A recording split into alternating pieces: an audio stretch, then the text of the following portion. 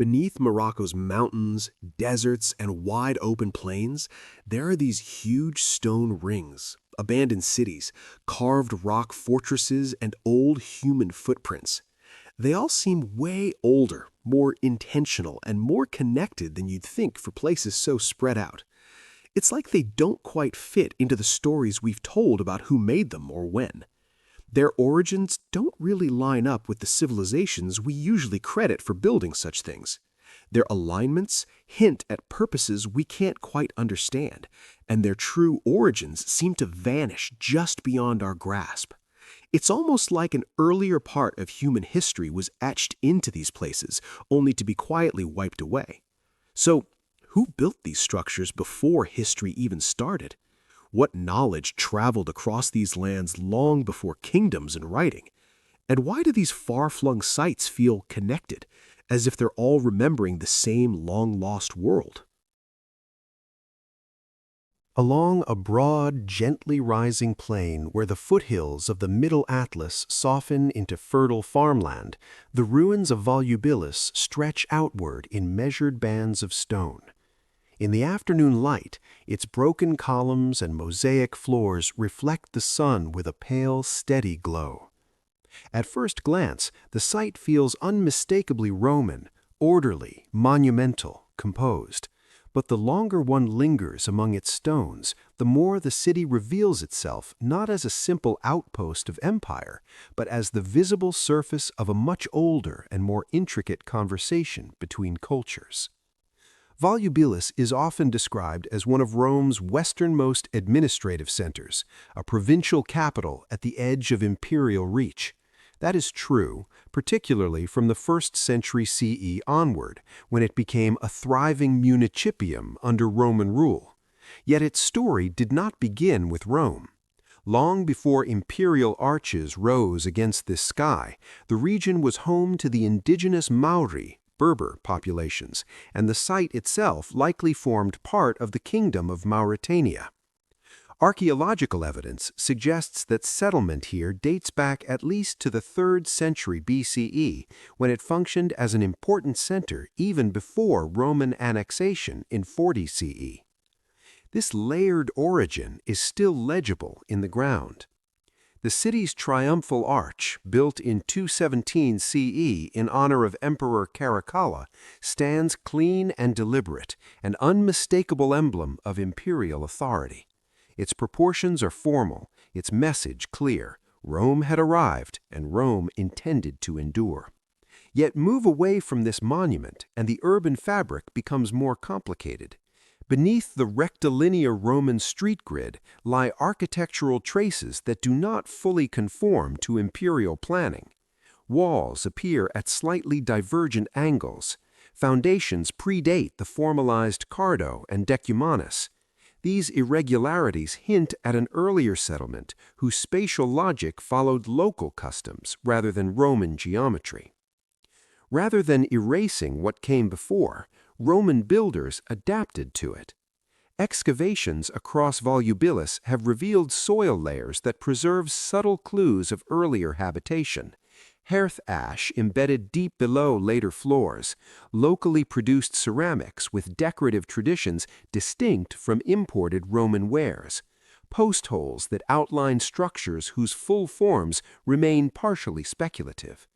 These traces speak of a community that existed before the imposition of colonnaded streets and monumental baths.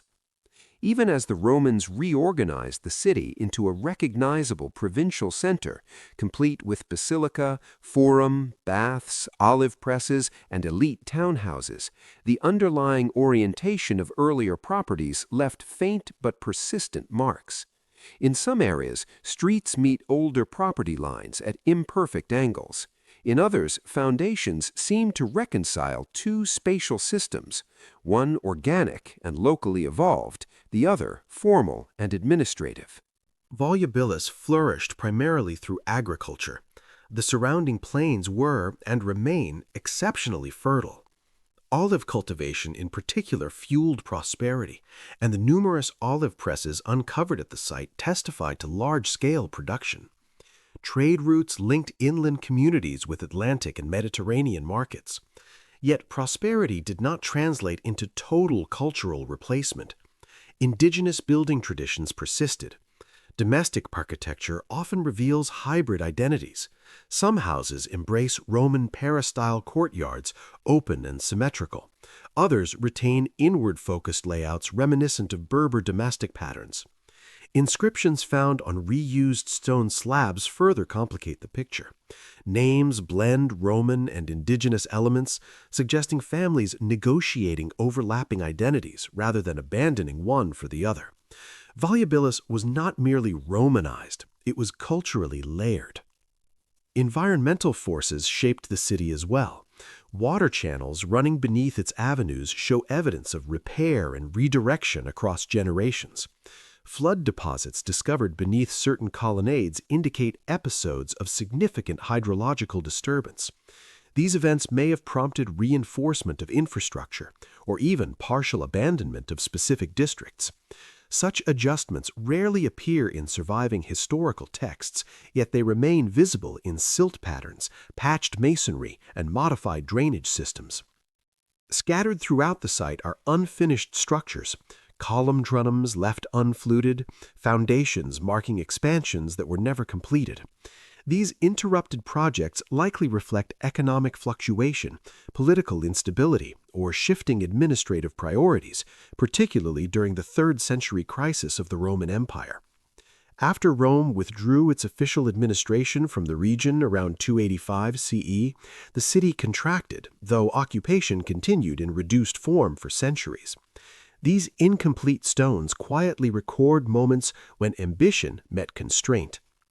In the Forum area, reused blocks bearing faint pre-Roman carvings suggest that earlier shrines or communal structures once stood nearby. Rather than preserving them intact, later builders quarried their materials for civic construction. Yet the older forms were not entirely erased. Their softened motifs and irregular edges remain embedded in the newer walls. These fragments hint at spiritual and communal practices that predate Roman documentation, ritual landscapes whose details we can only partially reconstruct. The famous mosaics of Volubilis, depicting marine deities, mythological scenes, hunting imagery, and seasonal cycles, offer vivid testimony to Roman artistic influence and elite patronage. Yet beneath some mosaic floors lie compacted occupation layers belonging to earlier domestic arrangements. These older spaces were oriented according to practical considerations: prevailing winds, seasonal sun, social cohesion within extended families. They did not prioritize alignment with imperial avenues. Their logic was environmental and communal rather than symbolic of state order. At the outer edges of the excavated zone, stone alignments diverge again from the main grid. Some may mark agricultural enclosures, others perhaps industrial installations whose exact functions remain debated. Among these features are pottery assemblages, whose mineral composition and firing techniques differ slightly from standardized Roman production. Such differences do not imply mystery. This was, after all, a frontier of a vast and diverse empire. But they do point to trade networks and craft traditions that were not fully subsumed under Roman economic patterns. Taken together, these subtleties form a mosaic of gentle inconsistencies. They challenge the idea of Volubilis as a straightforward projection of Roman power. Instead, they reveal a settlement that evolved from a Mauritanian stronghold into a Roman provincial capital and later into a smaller post-Roman community, each phase leaving behind structural echoes. As the sun lowers over the olive groves, groves that still trace ancient agricultural rhythms, the site feels suspended between eras. The Roman grid remains visible and impressive, but beneath it lies an older and softer imprint, the memory of the first inhabitants who chose this ridge overlooking the valley. Their decision to settle here, to cultivate, to build, established the conditions for everything that followed. Modern research continues to refine the chronology of Volubilis through radiocarbon dating, microstratigraphy, and material analysis. Occupation phases become clearer, yet small gaps persist. intervals where expansion, contraction, or reorganization occurred for reasons only partially understood. These quiet transitions may, in fact, hold the most revealing chapters of the city's history. Volubilis endures not merely as a Roman ruin, but as a layered chronicle of adaptation on a shifting frontier. Its stones embody the tension between imperial order and local continuity, between monumentality and memory. Beneath the precision of the Roman street plan, there remain traces of an earlier pattern, one that shaped the city's foundations and still whispers through its weathered walls, waiting for patient eyes to recognize its lines. Beneath the slow drift of dust rising from the edge of the Onila Valley, Ait Ben Haddou settles into the Moroccan landscape with a quiet authority, as if it had always belonged to this slope of sun-baked earth. Its stepped towers and earthen walls do not appear imposed upon the desert so much as drawn from it. Built of rammed earth and straw, the kasbahs and clustered homes share the same ochre tones as the surrounding hills, so that at dawn and dusk the entire Ksar seems to dissolve into the terrain. And yet, for all its visual harmony, Ait Ben Haddou is not timeless. It is layered. What visitors see today is the result of centuries of adaptation, repair, expansion, and reinvention. The silence around its foundations does not conceal a lost civilization, but it does hint at a longer and more complex story than the iconic silhouette suggests. The site stands along the former caravan route between the Sahara and Marrakesh, a corridor that once carried salt, gold, textiles, and enslaved peoples across vast distances. From at least the 17th century, when much of the standing architecture likely took shape under the authority of the Glaoui family, the Ksar functioned as a fortified village guarding trade and territory. However, archaeological evidence indicates that the valley itself was inhabited long before these later political powers consolidated control. Fragments of pottery, layers of occupation soil, and subtle variations in construction techniques suggest that settlement here developed gradually, not as a single monumental project, but as an accretion of lived experience. When morning light grazes the angles of its granaries, dwellings, and defensive ramparts, it reveals the marks of many hands. One can trace differences in the composition of the pisse, rammed earth, shifts in timber bonding techniques, and alterations in courtyard layouts. Some walls are thicker, some parapets higher, responses to insecurity, to rivalries, to the ever-present need for defense. Elsewhere, blocked doorways and repurposed storage rooms speak of demographic change, families expanding, consolidating, or abandoning parts of the settlement. Environmental pressures left their own signatures. The Unila River, gentle for much of the year, could flood violently, pressing sediment against the lower walls. Drought cycles forced residents to rethink how water runoff was captured and stored. In this sense, Ait Ben Haddou behaves less like a static monument and more like a living organism, reshaped repeatedly by climate, politics, and trade. From a distance, the Ksar appears unified, almost sculptural. Up close, it fragments into a collage of repairs and improvisations. Certain niches carved deep into older walls remain ambiguous, too shallow for storage, too deliberate to be merely decorative. In one elevated sector, the uniformity of brick material suggests a coordinated building phase, perhaps under centralized authority. In another area, faint traces of earlier foundations hint at structures oriented differently from the present layout, raising the possibility that the earliest community here did not yet resemble the fortified identity we recognize today. Scholars debate these subtleties carefully. Microscopic analysis of mudbrick inclusions can sometimes link sections of wall to specific periods. Architectural comparisons connect Ait Ben Haddou to other fortified villages across southern Morocco, reinforcing the idea that masons and techniques circulated widely through the Maghreb long before modern borders existed. What emerges is not a mystery demanding sensational explanation, but a nuanced portrait of regional continuity and exchange. Surviving written records tie the Ksar to powerful dynasties and local elites, especially during the Saadian and later Alawite periods, when trans-Saharan commerce flourished. Yet written history captures only fragments. The valley's topography, a narrowing corridor between plateaus, would have attracted settlement long before it became a documented waypoint. Such geographic choke points offer both opportunity and risk, control over movement, but also exposure to conflict. Sediment cores taken near the river reveal climatic fluctuations over centuries, suggesting cycles of occupation and partial abandonment. It is possible that Ait Ben Hadu experienced quieter phases when only a few families remained, followed by renewed growth during periods of stability and trade expansion. These rhythms complicate any attempt to assign a single founding moment to the site. What we admire today, the towering granaries, the crenellated watchtowers, the monumental gate, may represent not the beginning, but an apex in a longer story. Beneath the visible architecture lie earlier layers of community making, decisions about where to cluster homes, how to orient doorways toward shade, where to carve observation points into upper terraces.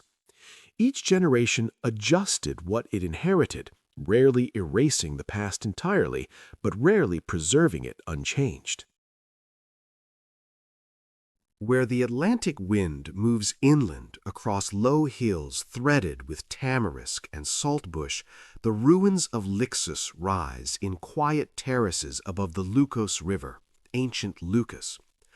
From a distance, the site appears scattered. Stone foundations, eroded platforms, fragments of walls stepping down a slope that once overlooked fertile floodplains and a navigable estuary.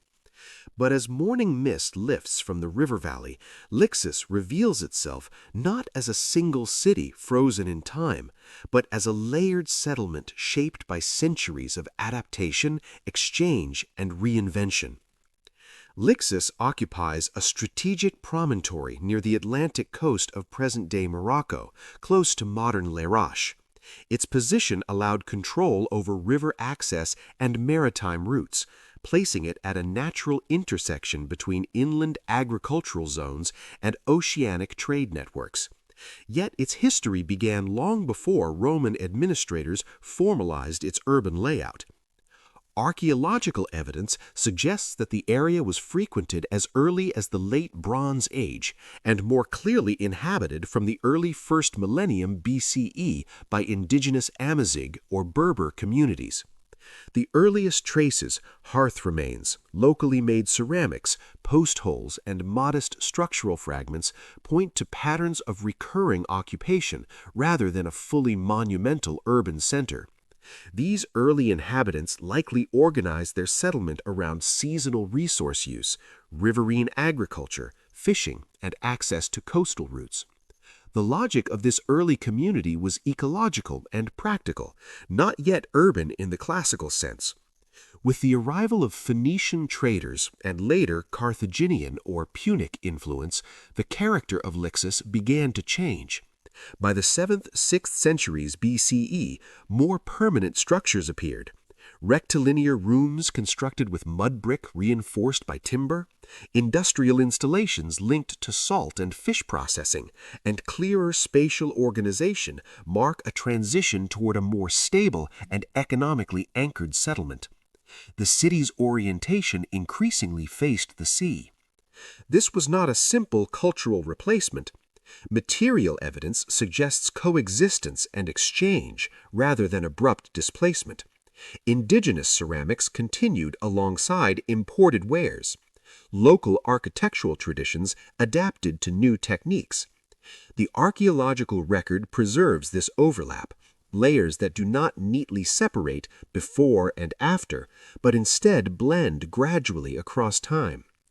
When Roman authority extended into Mauritania in the 1st century BCE, and especially after the formal annexation of Mauritania Tingitana in 40 CE, Lixus entered another phase of transformation. Monumental architecture appeared: temples, administrative buildings, baths, a theater, and large-scale industrial complexes. Among the most striking remains are the garum production facilities. Rows of deep stone vats descend toward the lower terraces, once used to ferment fish into the prized Roman condiment exported across the Mediterranean. Residue analysis confirms large-scale production.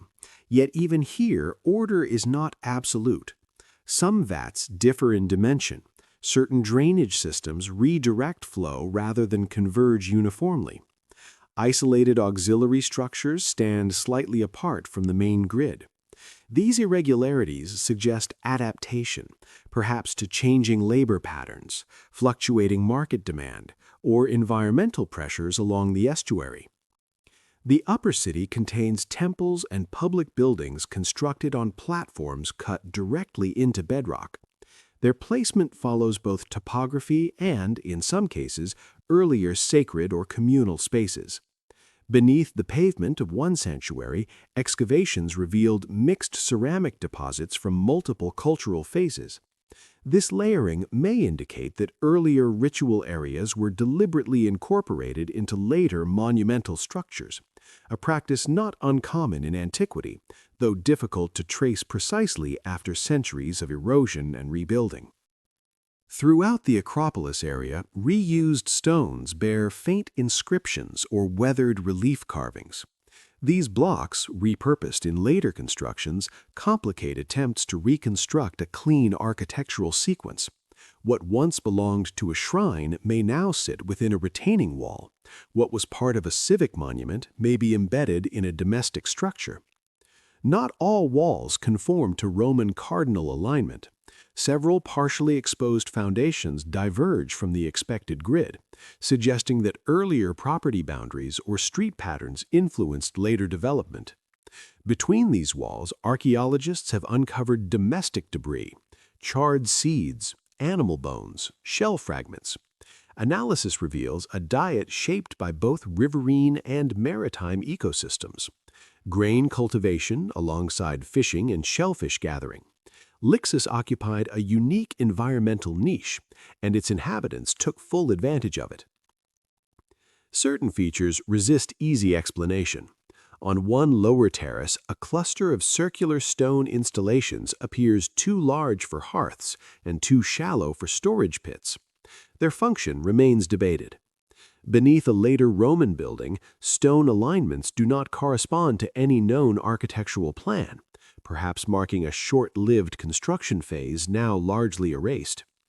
The distribution of imported ceramics fluctuates across strata in ways that do not always match established trade chronologies, possibly reflecting local preferences, episodic maritime access, or political disruptions. None of these anomalies suggest lost civilizations or dramatic ruptures. Instead, they reveal a city evolving through practical decisions made under shifting conditions. Environmental change played a central role. Geological studies indicate that the Lukos River altered its course over time. Flooding events deposited silt across parts of the lower city. Gradual infilling of the estuary likely affected harbor usability, requiring adjustments in industrial layout and possibly contributing to economic decline in later periods. Sediment movement has also complicated stratigraphy, obscuring or redistributing evidence and making precise dating more challenging in certain sectors. In the eastern high Atlas, where narrow valleys tighten into steep corridors carved by seasonal torrents, a rock-cut stronghold known locally as Ksar or Agadir and Kel Muna rises above the landscape near the village of Katmuna. The cliffs here glow in shades of rose and amber, and from a distance the openings in the rock seem less like architecture and more like shadows naturally folded into the mountain. It is only when one draws closer, following a winding footpath past terraced gardens and dry riverbeds, that the deliberate human intervention becomes unmistakable. What first appears as a scatter of dark apertures resolves into a network of interconnected chambers carved directly into the cliff face. Some entrances are framed with rough masonry, others simply follow natural fissures in the stone. The result is a hybrid architecture, part excavation, part construction. The builders did not impose a rigid design onto the mountain, they negotiated with it. Natural cracks became corridors, hollowed ledges became rooms. Vertical shafts were shaped where the rock allowed it. The fort feels as though it emerged gradually from the geology rather than being imposed upon it.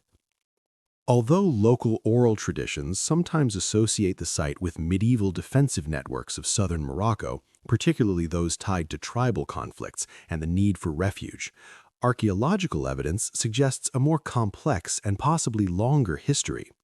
Pottery fragments recovered from protected pockets near the entrance areas indicate occupation phases that may extend earlier than the medieval period, though precise dating remains under study. The ceramics suggest intermittent use rather than a single continuous occupation.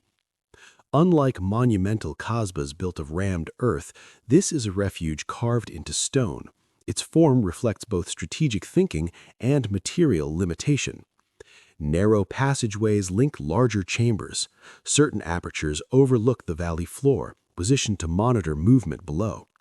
Vertical shafts, possibly used for ventilation, light access, or controlled entry, connect levels in ways that hint at careful planning. Yet the layout is not entirely symmetrical or standardized. In one section, a corridor widens abruptly before narrowing again, suggesting an abandoned expansion or a modification left incomplete. Elsewhere, a blind alcove opens unexpectedly off a passage with no obvious function. Chisel marks preserved in the stone vary in depth and width. These differences may indicate different construction phases, separate work crews, or changes in tool technology over time. Some ceilings are blackened with soot, evidence of prolonged occupation and fire use. Carved post sockets along ledges suggest that wooden platforms, partitions, or doors once completed the architecture, elements now vanished, leaving only negative traces behind. The absence of extensive written documentation forces interpretation to rely on these physical clues. Was the earliest phase of the site intentionally carved as a defensive refuge, or did inhabitants gradually expand natural cavities into something more structured over generations?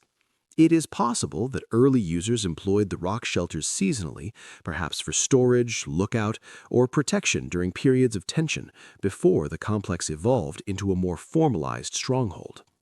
Outside the chambers, faint traces of carved steps and ledges remain visible along the cliff face. Today, they do not align neatly, likely due to erosion, rockfall, or seismic activity over centuries. These remnants suggest that access routes were once more intricate and deliberately controlled. The fort's defensibility would have depended heavily on regulating movement along narrow approach paths. Environmental research in the region indicates fluctuations in precipitation across historical periods. Such climatic variation may have influenced settlement density in the valley below.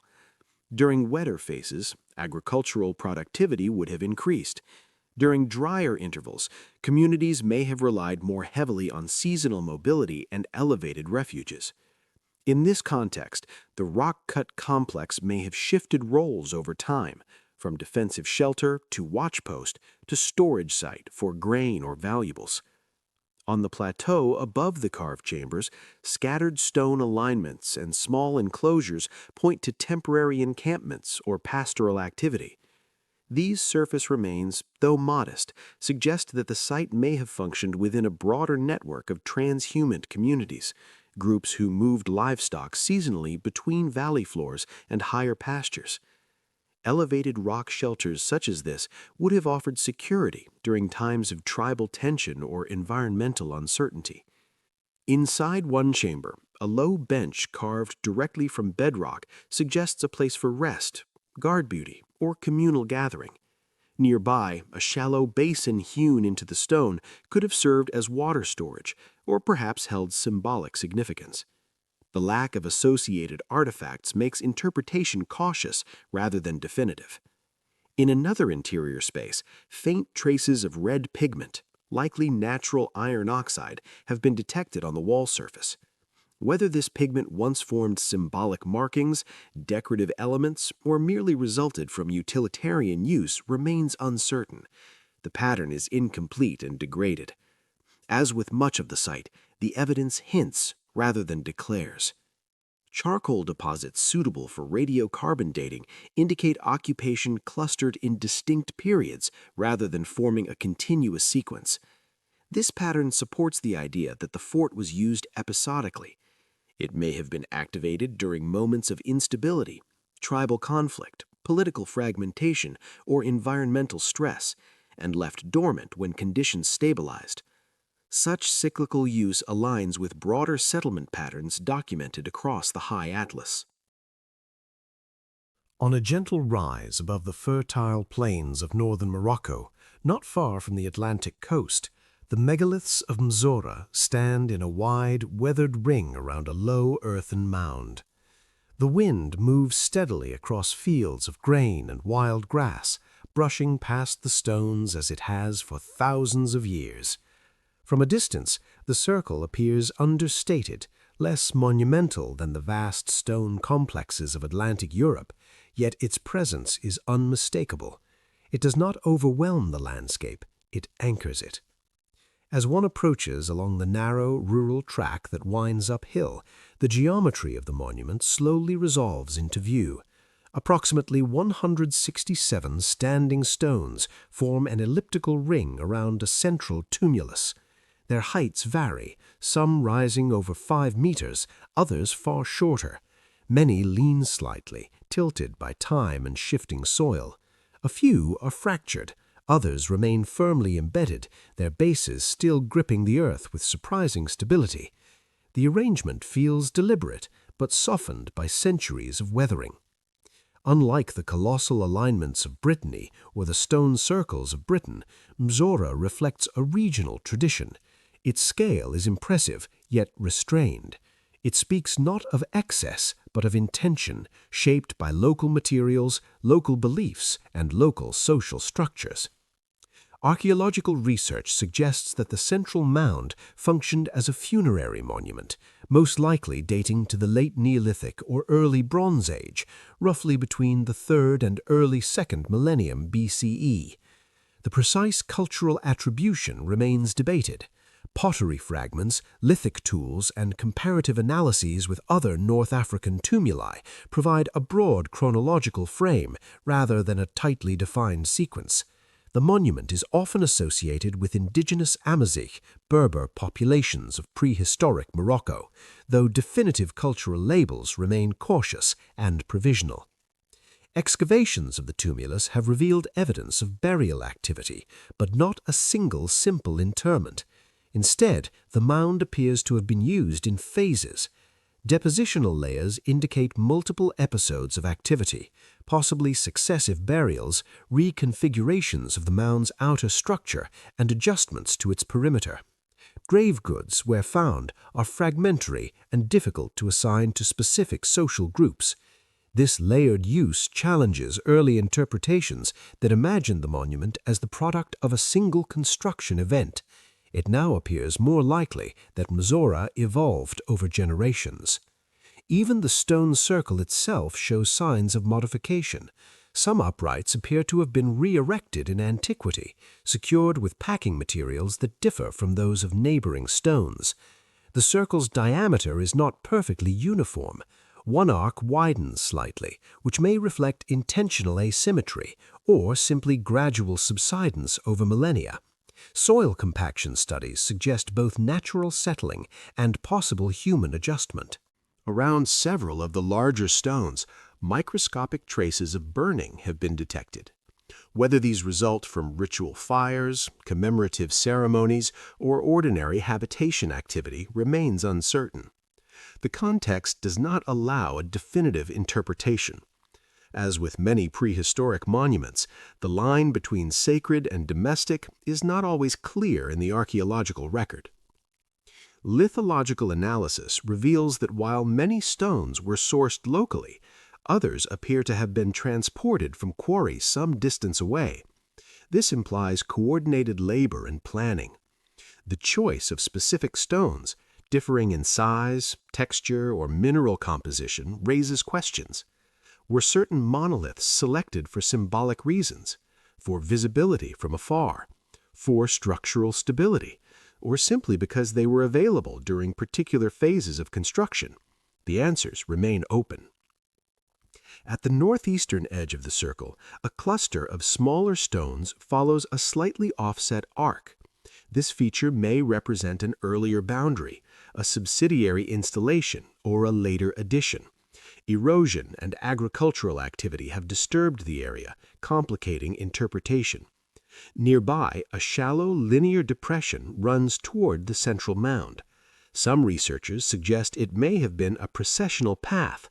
Others interpret it as a drainage channel or even a construction trench. Each explanation fits certain observations, yet none is conclusively supported by current evidence.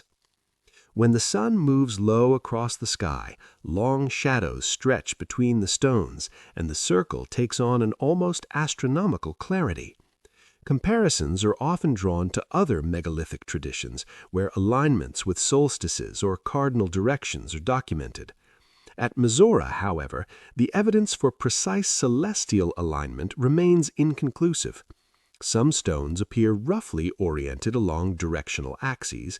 Others do not conform to any consistent astronomical scheme. The irregularities in spacing and height challenge the idea of a rigid astronomical blueprint. It remains possible that symbolic orientation played a role, but if so, it was likely integrated with other social or territorial functions. Environmental studies provide additional context. Pollen analysis from soil samples around the monument suggests episodic shifts in vegetation over time, oscillations between more open grassland and denser shrub cover. These changes align with known climatic rhythms in the region rather than catastrophic disruption. The way the monument was experienced visually, its prominence or concealment, would have shifted with these ecological cycles. Geophysical surveys beneath the tumulus reveal subtle subsurface anomalies, variations in soil density that may correspond to internal structural features or natural sediment differences. Further excavation may clarify whether additional chambers or construction phases lie hidden within the mound. For now, much of its interior remains protected and only partially explored. High on a quiet plateau in the high Atlas Mountains of Morocco, the Tinmal Mosque rises from the valley with a presence that feels inseparable from the landscape itself. Pale limestone ridges stretch in long, austere lines behind it, and the structure's weathered sandstone walls seem less imposed upon the terrain than settled into it.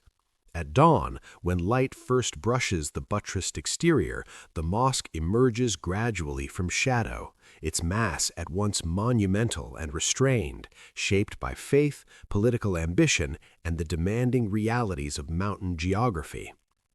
Tinmal, often spelled Tinmel or Tinmal, was not simply a rural sanctuary. In the 12th century, it became the spiritual cradle of the Almohad movement, founded by Ibn Tumart, whose reformist doctrine would reshape religious and political authority across North Africa and Al-Andalus. After his death, his successor, Abd al-Mumin, consolidated power and oversaw the expansion of Almohad rule, transforming Tinmal into both a sacred memorial site and a dynastic anchor. The mosque, constructed in the mid-12th century, stands as one of the earliest and most important architectural statements of that emerging empire. Yet the valley did not begin with the Almohads. Archaeological traces in the surrounding terraces, stone alignments, leveled platforms, and faint irrigation channels suggest earlier habitation. Soil layers in the courtyards have yielded ceramics predating the mosque's construction, indicating that this highland basin already held strategic or symbolic significance. Rather than emerging in isolation, the mosque appears to have been inserted into a pre-existing landscape of movement, cultivation, and seasonal occupation. Architecturally, Tinmol reflects the disciplined clarity that would later define Almohad monumental style, including masterpieces such as the Kutubiyya Mosque in Marrakesh and the Giralda in Seville, originally the minaret of the Almohad Mosque. Its central nave and the transverse aisle leading to the mihrab are subtly emphasized, creating a T-shaped plan common in Western Islamic architecture. The mihrab itself, though now partially eroded, once bore carved stucco decoration of geometric and epigraphic refinement. Traces of Kufic inscriptions remain visible, articulating theological messages central to the Almohad doctrine, particularly their emphasis on divine unity, tawhid.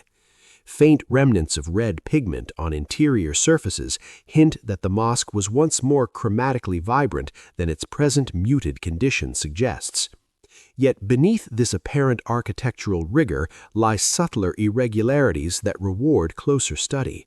Variations in mortar composition at the base of certain piers suggest episodes of reinforcement or repair.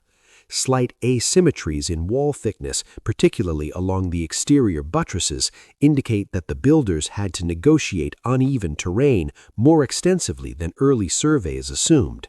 Foundation leveling appears to have been a complex process, requiring adjustment as the structure settled into the valley's sloping substrate. The mosque's orientation is also noteworthy. While carefully aligned toward the Qibla, it exhibits a slight deviation from later mathematically standardized orientations. This is not an error, but reflects the surveying techniques and astronomical calculations available in the 12th century, as well as regional interpretive traditions. Such variations are consistent with other early Almohad constructions and do not diminish the mosque's theological precision. Outside the prayer hall, open courtyards contain mixed ceramic assemblages, some predating the Almohad phase.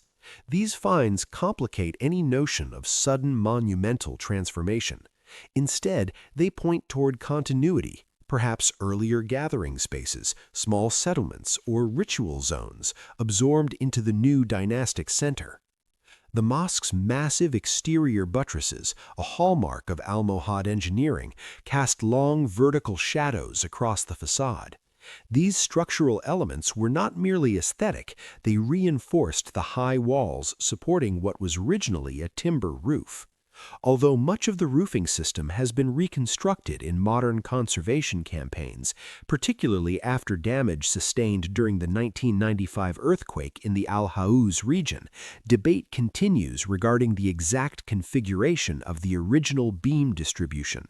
Limited surviving anchor points leave room for interpretation. Scattered roofing fragments discovered near the terraces differ from the mosque's primary construction materials, raising the possibility of ancillary buildings once clustered nearby. Geophysical surveys across the adjacent plain have detected subsurface anomalies, linear features that may represent property boundaries, secondary structures, or enclosure walls. While none provide dramatic revelations, together they suggest that Tinmol functioned within a broader settlement matrix rather than as an isolated monument. Environmental data further enrich this picture. Sediment analysis and hydrological studies indicate fluctuations in snowmelt and seasonal water flow over centuries. Such changes would have affected terrace agriculture and habitation density in the valley. Periods of reduced water availability may have influenced maintenance cycles or even temporary decline in population. The mosque's history, therefore, must be read not only through dynastic chronicles, but through ecological rhythms. Inside, close inspection of surviving stucco reveals inconsistencies in carving depth and stylistic handling. These variations likely reflect multiple workshops or artisans working concurrently rather than a single uniform decorative campaign. The subtle differences in line quality and tool marks complicate stylistic classification, but also humanize the structure, reminding us that even imperial monuments are shaped by many hands. Along the course of the Ziz River, where its waters nourish the dense palm groves of the Tafilalt oasis in southeastern Morocco, the ruins of Sijil Massa stretch quietly across a wide, sunlit plain. At first glance, the site appears almost empty: low earthen rises, softened enclosure lines, faint undulations in the soil. Only gradually does the outline of a once formidable city begin to emerge. What survives today is not a skyline of monuments, but a dispersed memory in mudbrick: collapsed walls, subtle street grids, irrigation traces, and scattered ceramics half absorbed into the sand. Approaching from the north, the land seems deceptively open. Yet, as one moves closer, fragments of adobe, pottery shards, and segments of canal beds reveal that the visible ruins represent only a fraction of the city's original footprint. Medieval chroniclers described Sijil Massa as a thriving commercial hub, an essential gateway linking the Maghreb to trans-Saharan caravan routes that reached deep into West Africa. Founded in the 8th century, the city became a critical node in the gold trade, connecting Saharan routes to northern markets and eventually to Mediterranean economies. Archaeology, however, complicates the grandeur of those textual accounts. Rather than a static, uniformly planned metropolis, the excavated remains reveal a city repeatedly reshaped by political change, environmental fluctuation, and economic shifts. Mudbrick fortifications were rebuilt multiple times. Residential quarters expanded and contracted. Workshops appear to have shifted locations over the centuries, suggesting evolving trade regulations or transformations in craft production. In the central zone, excavations have uncovered substantial defensive walls of varying thickness. Differences in brick size and bonding techniques indicate successive construction campaigns rather than a single monumental phase. Within collapsed sections lie fragments of glazed ceramics, bronze objects, and charred organic remains, evidence of daily life that was both prosperous and precarious. Burned layers appear intermittently across the site. Their irregular distribution suggests episodic destructive events, possibly localized conflict, accidental fires, or periods of instability, rather than one singular catastrophe. Sijil Massa's history includes moments of political fragmentation and dynastic transition, which may explain such discontinuities in the archaeological record. Beyond the central mounds, faint linear depressions trace ancient irrigation canals. Their alignments shift subtly across stratigraphic layers, reflecting changes in the hydrology of the Ziz River. The oasis environment was both sustaining and unstable. Seasonal floods could deposit heavy silt over built areas, while prolonged droughts forced adjustments in cultivation and settlement density. Engineers and residents appear to have repeatedly modified water management systems in response to these fluctuations, underscoring the city's dependence on careful hydraulic balance. To the east, clusters of foundations differ from the more rectilinear street patterns near the core. Their looser organization may represent peripheral quarters, caravan encampments, or semi-permanent habitation zones used by traders preparing for Saharan crossings. Hearth debris and metalworking slag suggest industrial or craft activity, yet erosion and later land use have disturbed many upper layers, limiting definitive conclusions. Throughout the site, subtle anomalies invite closer scrutiny. Certain walls were rebuilt using different brick proportions, possibly reflecting repairs by new groups with distinct construction traditions. Pottery assemblages occasionally include forms uncommon in northern Morocco, hinting at either localized preferences or underdocumented trade connections. Isolated stone alignments, seemingly at odds with the main urban grid, may represent pre-Islamic occupation traces or boundary markers integrated into the expanding medieval city. At the northern edge of the site, where the terrain slopes towards an older river channel, low platforms preserve features tentatively interpreted as industrial installations, perhaps tanning pits or dyeing basins. However, the lack of clear stratigraphic separation leaves their precise function uncertain. It is possible that the same ground was used for different economic activities over time. The western sector, once identified as a necropolis, has revealed overlapping burials from multiple periods. Variations in grave orientation remain within the broad range of Islamic funerary practice, yet their subtle shifts through time may reflect demographic change or evolving communal norms. Rather than contradicting established patterns, these differences expand the understanding of Sigil Mas's social fabric. Geophysical surveys conducted across unexcavated expanses have detected faint geometric anomalies beneath the soil surface. These signals may indicate additional structures, domestic quarters, storage compounds, or further defensive lines, but the fragile nature of mudbrick architecture, combined with centuries of sedimentation, makes interpretation cautious. What survives today is a palimpsest, layers of habitation flattened into gentle undulations. Environmental analysis adds further depth. Pollen and phytolith studies from occupation layers reveal alternating phases of agricultural intensity and decline. These cycles correlate with broader climatic patterns in North Africa, suggesting that Sigil Massa's prosperity was tied not only to caravan trade, but also to the agricultural productivity of the oasis. Periods of environmental strain may have reduced the city's carrying capacity, influencing demographic density and economic resilience. In the central market zones, where caravan goods once changed hands, archaeologists have detected inconsistencies in floor levels and drainage design. These irregularities imply serial renovation of commercial spaces, likely responding to fluctuating trade volumes, political control, or shifting taxation systems. Rather than a static marketplace, the city's commercial core appears to have been repeatedly reorganized. Yet, despite these insights, much remains provisional. The absence of standing architecture, an inevitable consequence of mud-brick construction in a desert climate, means that interpretation depends on soil composition, artifact distribution, and subtle foundation outlines. The city's full extent may not yet be delineated. Large areas remain only lightly surveyed, their contours blurred by wind erosion and seasonal flooding. As the sun lowers over the palm groves of Tafilalt, shadows stretch across the dispersed ruins. The emptiness between visible structures becomes as meaningful as the structures themselves. One senses that Sigil Massa's true scale lies not in what rises above the surface, but in what remains faintly inscribed beneath it.